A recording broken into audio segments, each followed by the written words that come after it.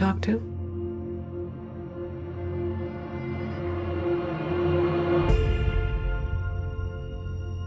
My mother always tells me to smile and put on a happy face.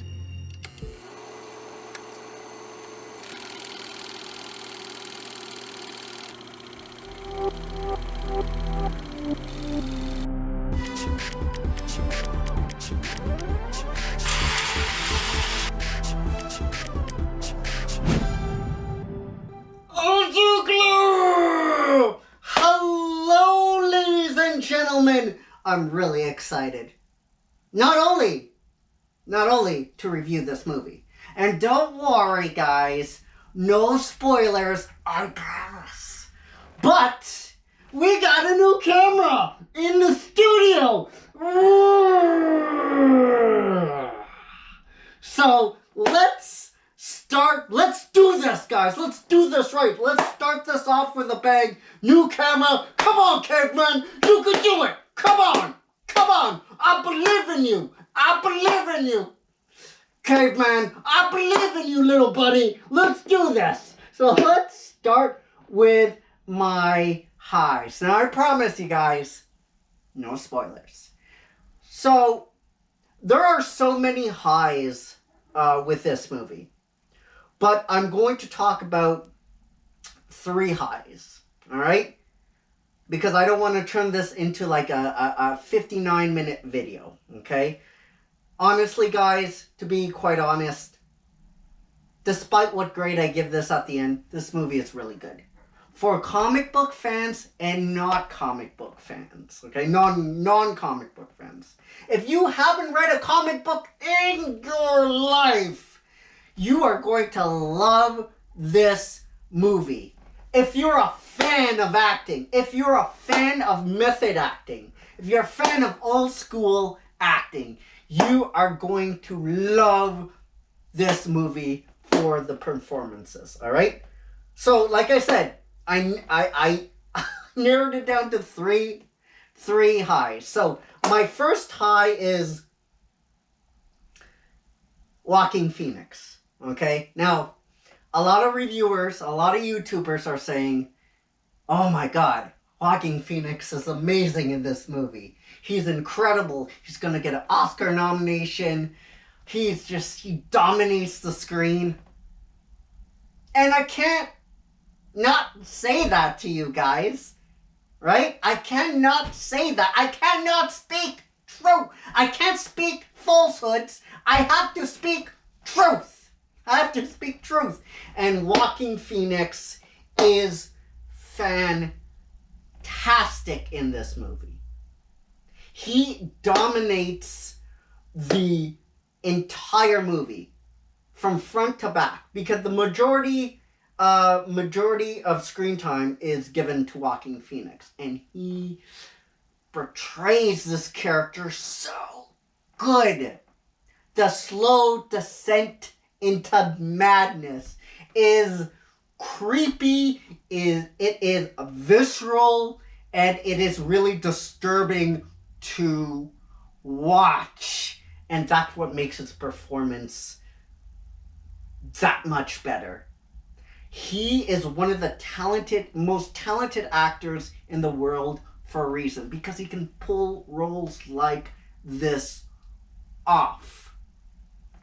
Joaquin Phoenix deserves an Oscar nomination. If not, he deserves to win the Oscar, because his portrayal of the Joker it's phenomenal. Like I said, the slow descent to madness.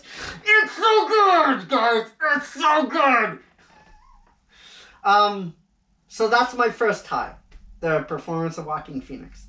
My second high is, you might have heard this a lot. Okay, this movie has a lot of elements of Taxi Driver, and it does. It does.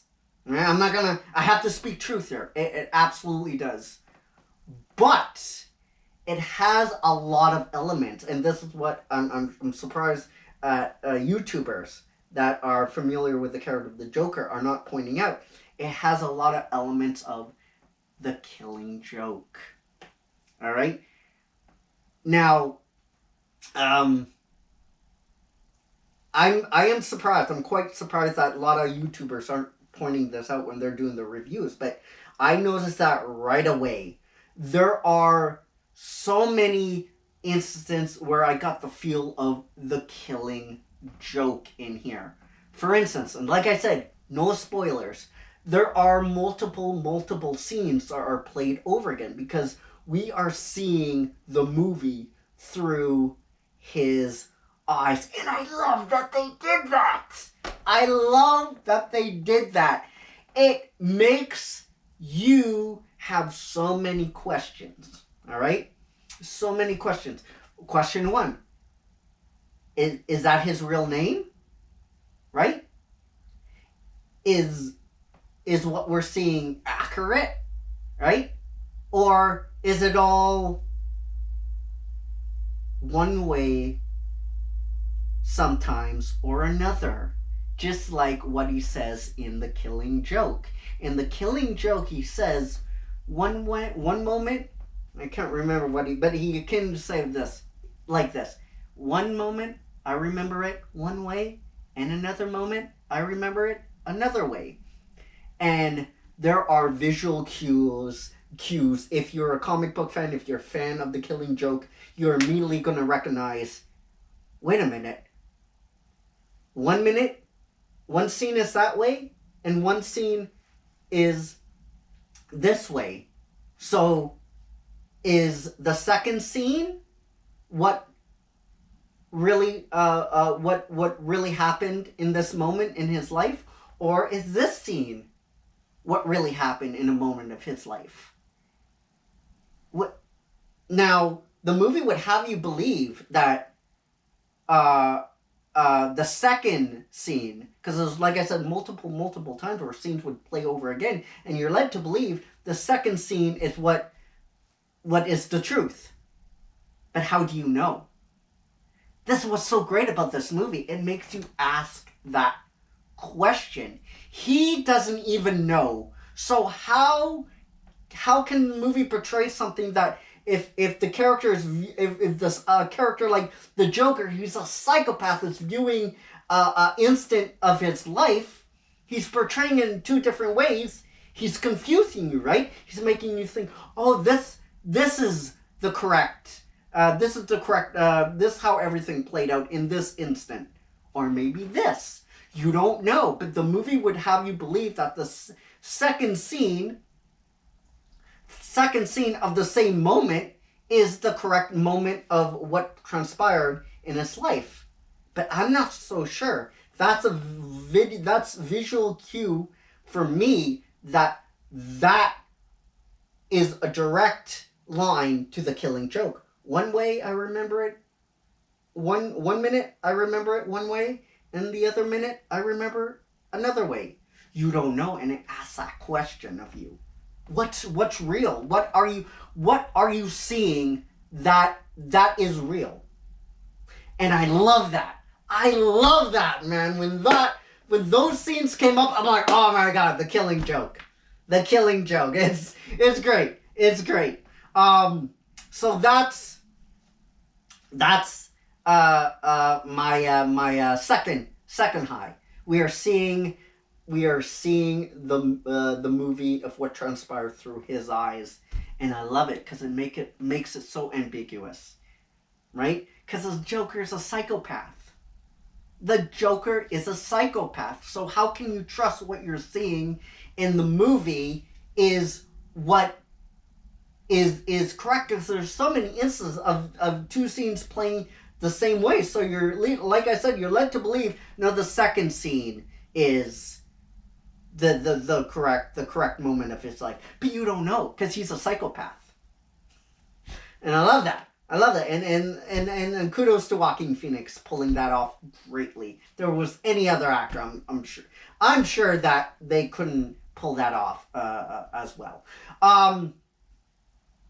My third and final high, okay? And I know, guys, there's so many highs, but I don't want to spoil it for you. I really don't want to spoil it for you guys. My third and final high.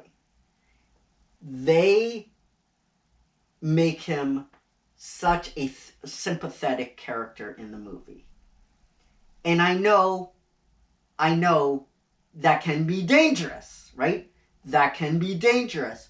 But for the Joker, right? For the Joker, for this movie, it's so good. Because the most dangerous villain is the villain that you kind of sympathize with, right? It's kind of a instance of nobody's helping me in this scenario. Nobody's helping me in the story. He is slowly descending into madness. He's reaching for help from all directions, right? He is basically saying, you did this to me. You did this to me. I want you to feel bad, okay? I want you to feel bad because you, Gotham, you did this. You unleashed this monster. But like I said, the movie is so ambiguous that is that his origin story, or is he just playing a game with people? And that's oh my god, that's awesome to me. That's really awesome. All right, that is my high. Oh, a couple more highs. That's right. Let's throw a couple more highs. The atmosphere, the ambiance, the Robert De Niro does a great job. By the way, Robert De Niro is in this movie. The cinematography is great. The music is awesome, and the script and dialogue is great. It's great. Everybody did a fantastic job. All right. Let's go to my lows. And I do have one low. This is a movie that asks a lot of questions. Okay? This movie is visceral, violent, and dark. All right? And for that reason, I'm good for a couple of months. This is not a movie where there's value to be had where you go again and again and again. It's a dark, violent, visceral, gritty movie where you go see it once, and it's the kind of thing where you wait a couple of months and then you go see it back. It takes a lot out of you. It really does. But that's just my preference. It's kind of like a 7 Years a Slave. 50 Years a Slave. No, 7 year. Okay, man. The words that come out of your mouth. It's like 13 Reasons Why. It's like 7 Years a Slave. I'm not sure I'm pronouncing the title right of that movie. But it's one of those movies where you go in, right? And it's so good. It's so great. But it takes a lot out of you.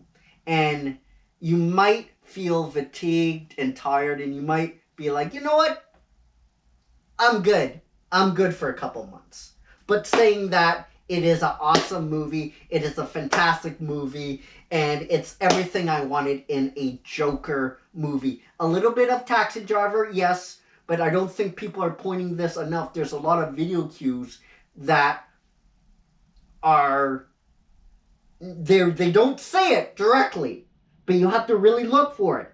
A lot of Killing Joke elements in there, for sure. So let's see if the Joker makes the grade, and it absolutely does. I'm giving Joker an A. Woo! What a movie. I think you're going to enjoy the movie, guys. But like I said, it's kind of like a movie where you go in and it takes a lot out of you. And you might be good for a couple of months. Even the hardcore comic book fans out there. But it's still a great movie. A great Joker movie. And I'm so happy that they went in this direction. So guys, I want to know what you thought of the Joker down below in the comment section. Did you like it? Did you not like it? And guys, I will see you all later. Say it with me, ladies and gentlemen, right here on my TV.